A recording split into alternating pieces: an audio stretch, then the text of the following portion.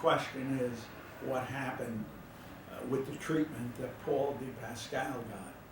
In any case, dealing with subject matters of copyright infringement, I guess he was not successful, even though we are all convinced, I speak for myself, that they took everything that happened from this movie except they converted it. And by the conversion, I mean, in the movie, the women kill the men. In real life, according to the state, the men kill the women. It's, you kill my wife, I'll kill your wife.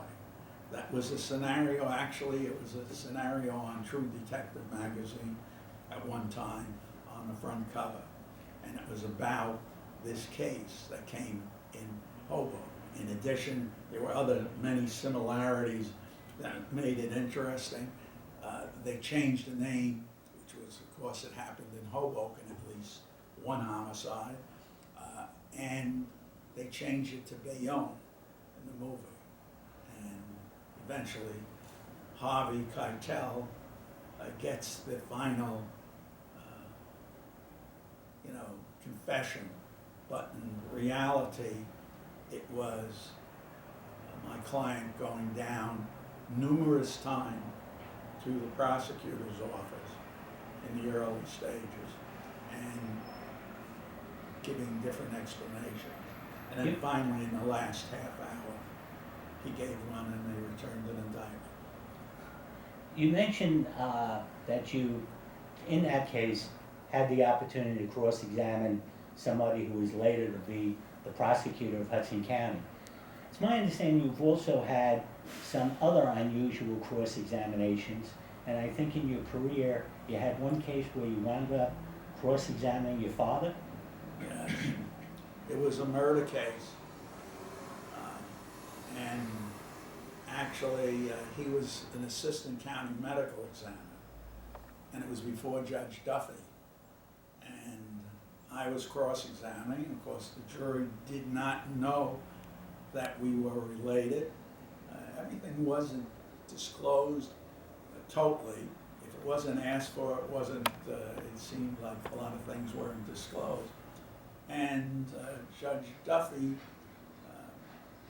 thought that I was being too difficult with my father, too rough on my father, How'd your father feel about it? I personally think he enjoyed it.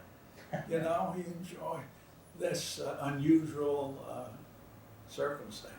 It was like one time I was able to tell my father, I said, well, I discovered a body in a case before you saw the body that weekend. And that was a case that eventually Judge Hanrahan was the first assistant. And it was a case where I received a call and led me to call a police officer who I knew, a detective. And I said, I have reason to believe that there may be a body up in this particular address. And he and I and someone else, if I recall, went up to the place on the boulevard, and an individual was in the room. He was under a sheet, and there was an arrow through the sheet into him. And so I did see the body before my father saw it. With respect to that particular case, what was the outcome of that? The outcome was the individual was declared not guilty by reason of insanity. Now, you talked about that the defense bar in criminal law when you started was, 3 or 4 people in Hudson County. What did the prosecutor's office look like back then? Well, it was much smaller. Probably in 1959, I would say, there were under 8 assistant prosecutors. There were only, my recollection is, that there were only 3 judges handling criminal cases, and they all were being handled in the Brennan Courthouse. There was Judge Duffy, who sits where Judge Costello sits now, where I tried my first case. There was Judge Graff, and there was Judge Reeves. And there were no other judges hearing it. Of course, you never knew whether something humorous was going to occur, and amongst all the seriousness that you were involved. What do you But recall? I can always remember one of the funny situations. I was trying a murder case before Judge Graff. Judge Graff happened to have a hearing problem. And we came back and he was going to charge the jury. And he proceeded to charge the jury. I stood up, he told me to sit down, so I sat down. And I got up again and sat down again. And he finished his whole instruction to the jury in the murder case. And then we went over to the sidebar for what the objections were. I said, Judge, no one has taken this down because the court reporter wasn't there. And the court reporter was a guy named Sam Fisher, who lived up in St. John's at the time. And he went home. St. John's Apartments in St. Jersey. John's Apartments in Jersey City. And he went home and he was asleep. So they had to send the sheriff's department up to get him. And I said, that was the reason I was trying to tell you that there was nobody who was taking this down. Along that line, I'd like to try to touch on something. You indicated that when Judge Graff said, sit down, you sat down. And I would think that that was your style and your philosophy in practicing law. Have you seen that style be contagious with your fellow practitioners, or now is that style a different style? Not for you, but for the people you see around you. No, I think that the individual people had their own style. There could be, people who kept talking after the judge made a decision, then and now. I think it was part of the personality. I don't mean to say that you were ever less adversarial back when I began practicing. I think that was part of the nature of it. I think you didn't get personal. And I don't think that most people practicing law today bring a personal animosity or feeling against the other lawyer. I'd say that would apply then, would apply now, but in the process, because the numbers of people participating in this have increased. So there is more opportunity for some individuals to be different in terms of how they approach things. But for the most part, I see civility the same on a different scale as it was back then. And there are always going to be people who lack it and forget that they're just representing a client. And at the end of the game, even if they don't believe in shaking the hand of their adversary, you at least walk away without thinking that somebody's tried to fool you. Not that that never happened. It did happen, and it does make you angry, but you have to contain your anger. So you would say, by and large, this civility between, and the professionalism between the people in the criminal bench, or bar, I should say, is pretty much the same as it always been from the time you started practicing? Yeah, I think it is. I think just there is a certain sense of competition that has come about with the expansion of numbers. More cases, more judges hearing criminal cases, more calendars that get extended, more crimes that haven't been committed, more mandatory sentences of prison, which is taken away from somewhat from judicial independence, even when a judge wishes, you know. That's been good in some respects, but bad in others. With respect to what other areas have the practice changed over the past 45, 50 years? I can tell you, when I did matrimonial to the extent that I did, by going in on uncontested divorces, that situation was going in with 3 files, literally, that would occupy, you know, such a limited space in a Redwell. Today everything is statistical. You never knew, you know, what the judicial position was going to be on, let's say, support, alimony.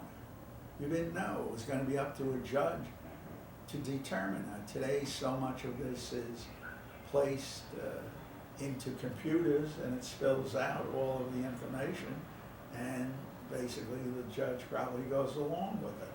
And I don't do any matrimonial work anymore. I've always said that the most difficult cases that I always tried, they would fall into a category. The most difficult being contested custody or adoption cases.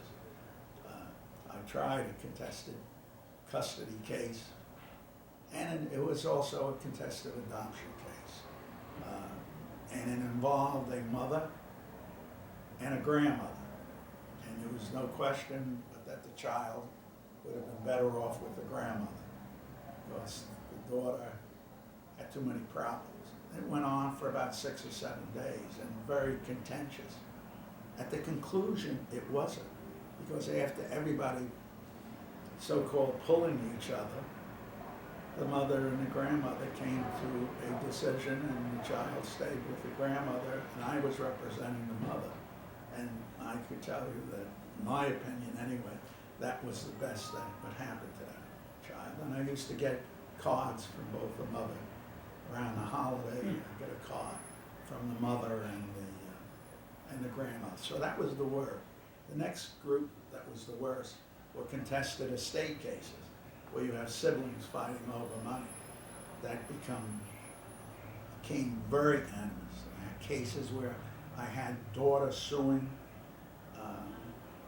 father's estate, you know, brother suing brother. It's always been very contentious. I always said at the bottom of the list, after you got through divorce cases too, and I never really had any significant contested divorce cases. That was taken over later on by Steve Schaefer, who was a judge here and who was our partner. And then, of course, Kara for the last 30 years. You know, and they were expert at these things. But then at the bottom of the list, I always said were homicides. You know, you basically never received, at least I never received any, you know, letters saying you did this wrong or that often go with the flow. So I considered that they were less involved to the extent of becoming emotional with their lawyer. With respect to, you're mentioning about family law cases becoming more complicated, more difficult, more paper. Has that been true of the criminal practice over the years? Overall, I would say the criminal law has not been overwrought with paper. That doesn't mean you don't have occasions where you're dealing with wiretaps, you're dealing with certain types of frauds. You don't have generally the same degree of paperwork. And for the most part, some of the same issues that existed back 50 years ago are the same issues that dealt with probably 50 years before that and still are dealt with today in a criminal case.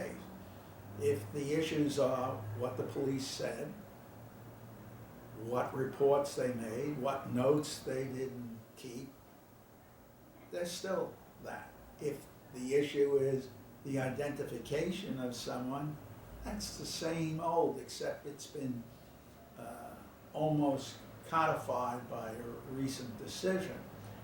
But the juries were always making those independent decisions.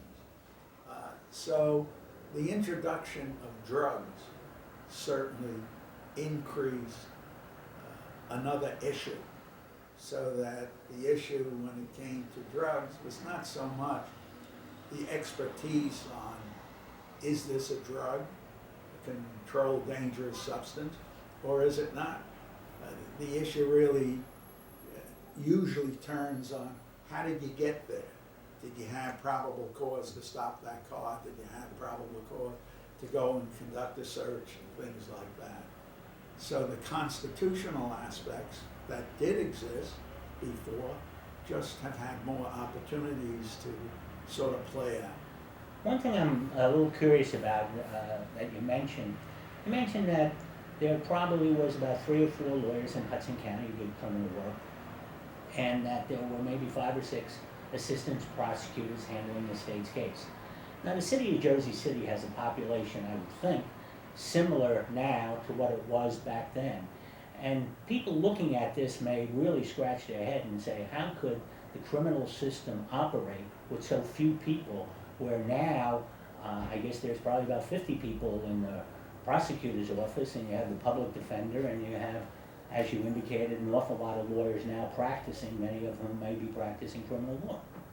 How is that able to be taken care of? Well, the increase in the number of designated crimes, the increase in mandatory penal sentences and confinements on the things that were left for discussion with a judge at the time of, let's say, sentencing, may be going to trial now that never would have gone to trial before, even though percentage-wise, probably the same percentage ends up in trial, but because of the numbers, they turned out differently.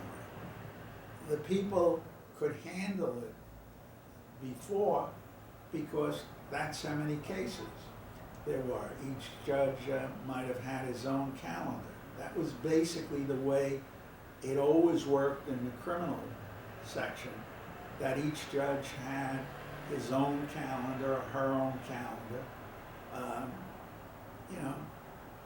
up to a point. And at one point they tried to have a assignment judge for the calling the calendar, and that did not work out very well, even when there were less judges assigned to it. So they eliminated that. And although there's a criminal assignment judge now, it's not the same as that judge, Judge Venable, for instance, calling the calendar on every single case. With respect to the calendar, back when you started, were criminal cases have a big backlog, or did they get Yeah, they major? did. That's one of the reasons I was able to get as much trial experience as I did, was because criminal cases, my uncle had so many criminal cases, and so many of these criminal cases that I was trying before a jury today would end up back in the municipal court.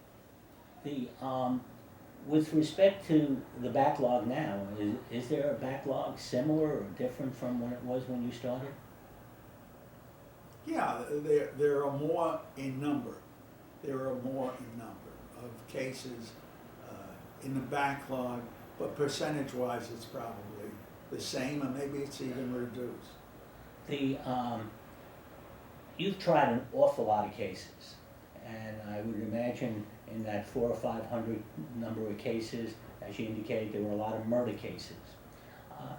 Basically, what's been your philosophy, and what have you learned appearing before so many jurors as to prepare to convey your position to a jury? Well, I always believe that you have to express yourself to a jury, and that might have been easier when you were able to ask the questions back at the beginning, rather than the judge asking the question. You mean But picking, you- selecting the jury? Yes, in the selection process of the jury.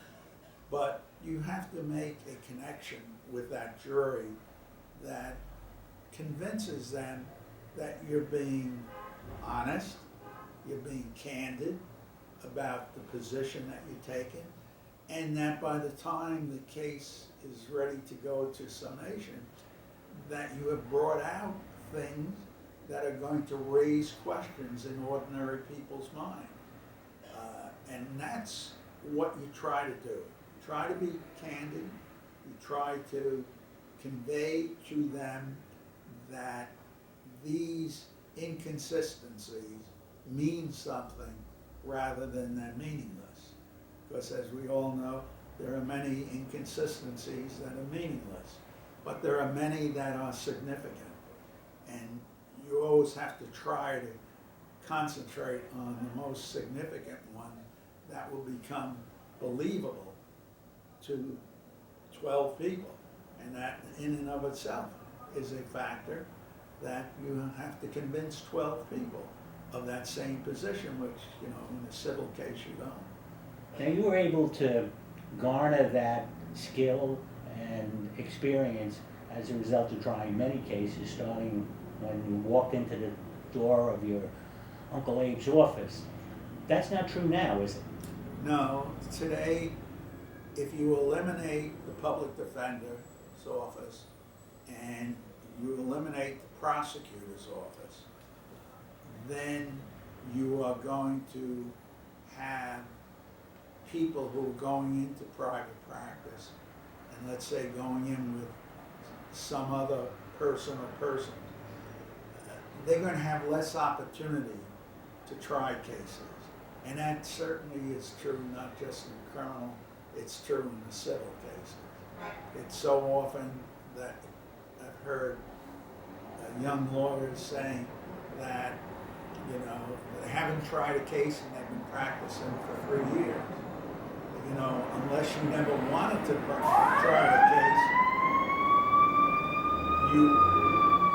unless you never wanted to try a case, you know, you would have gotten the opportunity to try cases, even if they turned out to be before a jury, even if they turned out to be cases that today they wouldn't indict the individual.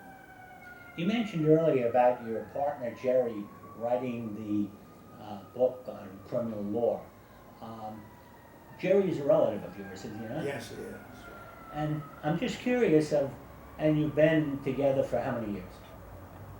Well, Jerry's been there, I guess, 44. So, in addition, we also grew up in the same house. And how is it having a family practice, so to speak, with somebody you've known since, I guess, teenage years or adolescent years? Well, I can't say how it would be for somebody else, because they often say that the business is not necessarily good when you're dealing with relatives. But Jerry definitely is proof of the exact opposite. I couldn't have a finer partner, and it's not because we're doing it, it's just because that's the case. He's brilliant in my mind, and he's pragmatic, and he's down to earth. And that's the way he always was, and that's the way he is. Never any competition? Never once. Never once. It seems in like my whole life. Looking back at it, given, you know, your education, your experience, your success, is there a reason why you decided to stay in Hudson County, work in Hudson County, be associated with Hudson County, as opposed to going some other place that might be more, not rewarding, but more financially successful or closer to home or something like that? No, I never had any desire to go any other place. I never gave any thought to going with a large law firm. And there was some large ones, even though Hudson County, I consider small law firms for the most part. Certainly 90+% of people under 5 or 6 lawyers, definitely under that, many single practitioners. Because, first of all, Hudson County has a history in my family.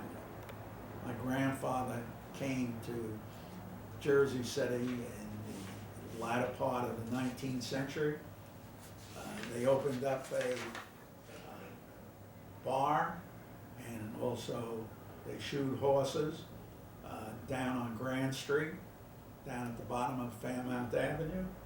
I would be there every single Sunday of my life. That was my mother's father. I'm saying my father always wanted to go every single Sunday, but that was literally just about every single Sunday. And I was connected to seeing my grandfather, and my grandmother happened to be sick, but her sister lived in the house, and so she was a dominating force, my Aunt Pauline. So that was where my mother was born in 1905. My father was born on Central Avenue, March 19th, 1900. So all my roots, even though I grew up in West New York, were from Jersey City. My father went to Dickinson High, then he spent a year in the Army in the First World War, and everything connected with the family was in Jersey City, or where we were in North Hudson. And to me, my uncle, being the very gregarious person that he was, had a great influence on coming to Hudson County, offering a job, and after all, when he offered me the job, I was already married. I already had, one child, another one on the way. They were my oldest son and daughter were born in August, one day apart, one on August 29th and one on August 30th. It would have almost